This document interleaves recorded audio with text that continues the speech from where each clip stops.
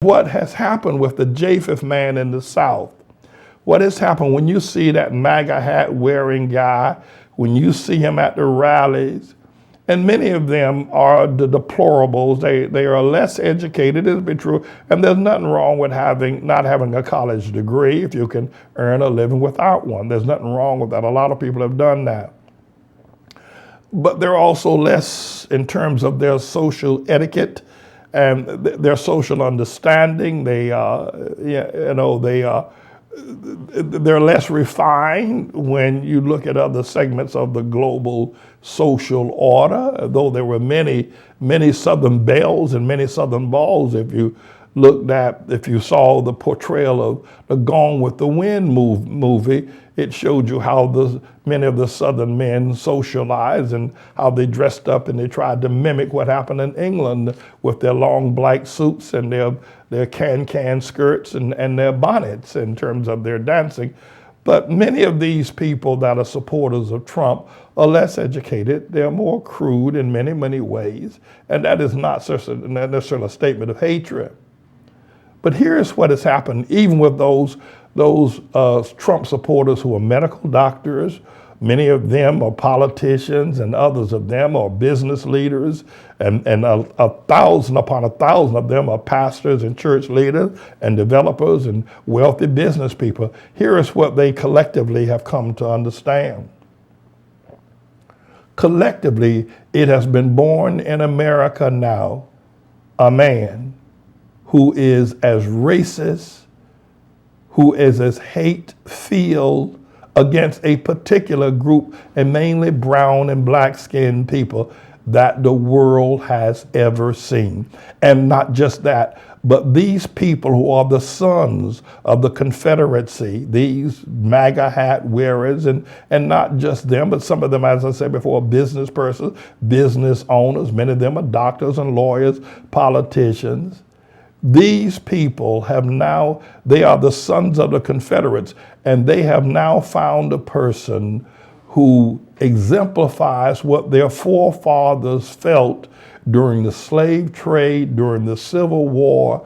They have found in Donald John Trump a person who gives them racial liberties, who is not afraid to stand up in the face of liberal Japheth people or Negro-loving Japheths, because many, they see the Japheths that cohabitate with Negroes as misogynist, as those who are Negro lovers, who are Negra, if you will, lovers, and they hate them equally. And they have found now in the annals of American history, George Wallace didn't serve that purpose. Bull Connor didn't serve that purpose. The killer of the civil rights leaders didn't fulfill that purpose. But Donald John Trump is the epitome. He is greater than Jesus when it comes to exuding and releasing in the Japheth man, the MAGA hat wearer, a hatred that is unprecedented. The only other time, in fact, during the slave trade, the hatred was not necessary because the slave trader and the southern plantation owner did not fear the Hamite man. He had him absolutely under absolute control. But of late, over the past, since the Civil War, there has been welling up a sense of hatred, and no one has come close. No person, not Ronald Reagan, not Barry Goldwater, not any of the people that alleged to have been racist. None of them have come anywhere near expressing with full liberty and full praise and proudly demonstrating white supremacy in the way in which Donald John Trump has done it. And so as a result of that, that's what we have going on in America now. And that's what you see. And it even found itself in the coronavirus and in the tribulation itself, that there is this process that we must now try to understand and interpret.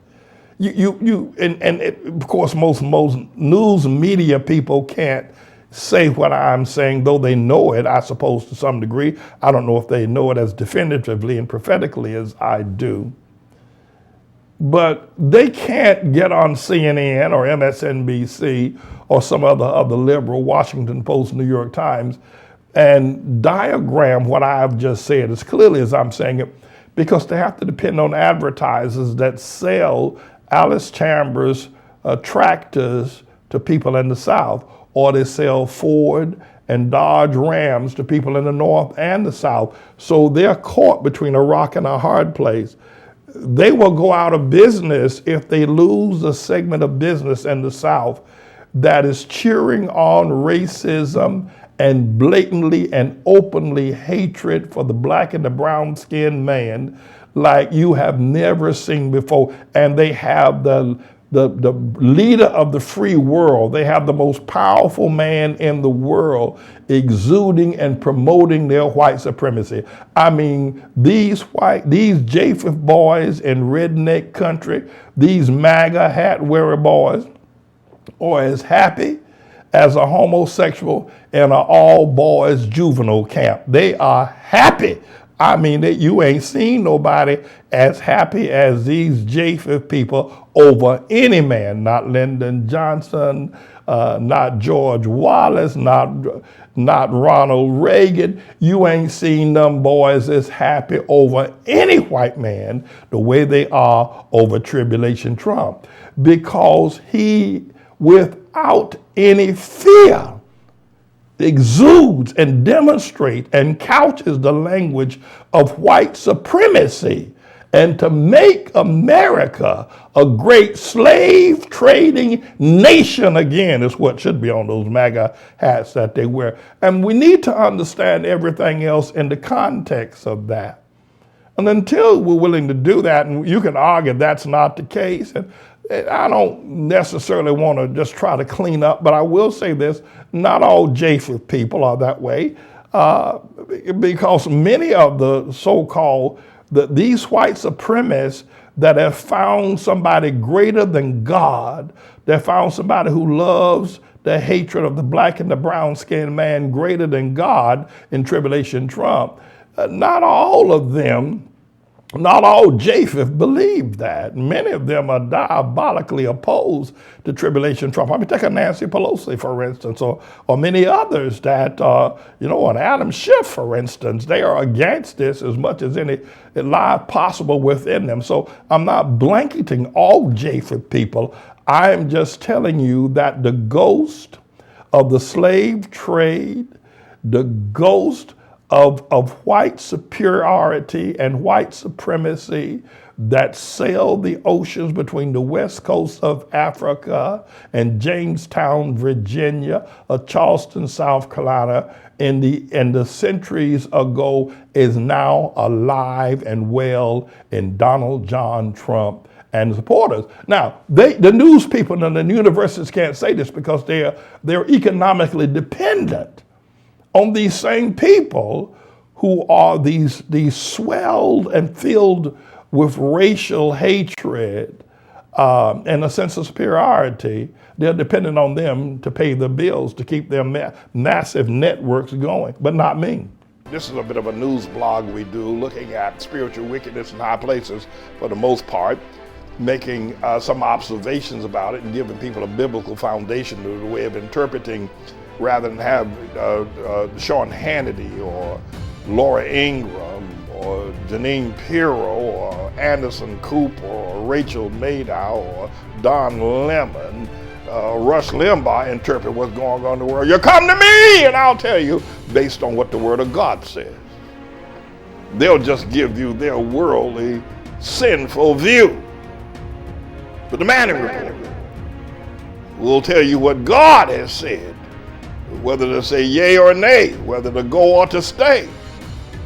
You'll be led by the word of Almighty God. Come to the Manning Report on a daily basis to interpret the spiritual wickedness in high places, because there's plenty of it that's going on. And so I'm the Lord's servant, James David Righteous Rebel Manning, and I'm here to serve you with news and information.